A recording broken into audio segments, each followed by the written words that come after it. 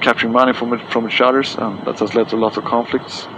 So how unusual would you say, though, that is it that we're seeing these young, innocent victims in these gang shootings?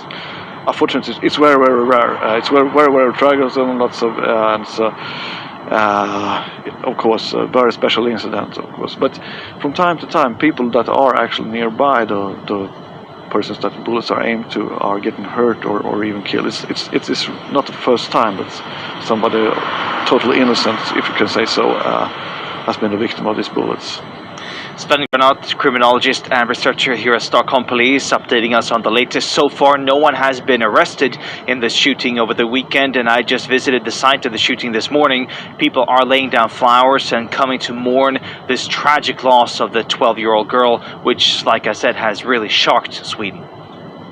Per, thank you very much for the update from Stockholm.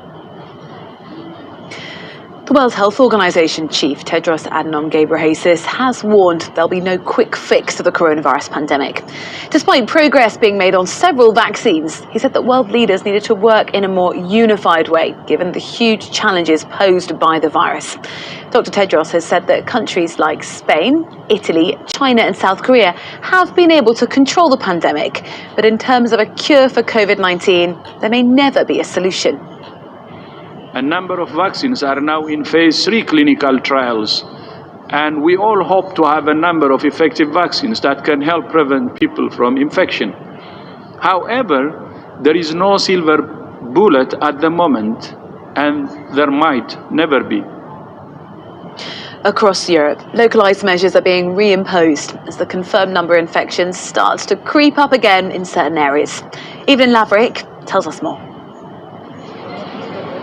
From beach resorts to open-air markets, the wearing of masks in France, indoors and out, is being adopted by more and more towns. It's not a national requirement, but with around 140 active infection clusters, as of this week, much of the Maine region of western France, along with parts of the northern city of Lille and coastal city of Biarritz, are imposing the outdoor masks rule. I wear masks before, it's normal. You have to protect yourself, you have to protect others. Whether it's compulsory or not, you must wear a mask. Local initiatives are one response. Orders from central government to reimpose restrictions is another. In the UK, Leicester is only now slowly emerging from its own extended lockdown a month after the rest of the UK. While Greater Manchester, having 7 of England's top 20 most COVID-infected local authorities under its jurisdiction, it's been forced to reimpose lockdown measures. Meanwhile, Spain is working to contain an increase in new infections, which has particularly hit the young and middle-aged. We know that while the largest number of outbreaks happen in family circles, in family gatherings, it's still a fact that the outbreaks with the greatest number of cases, like last week, are outbreaks related to nightlife activities.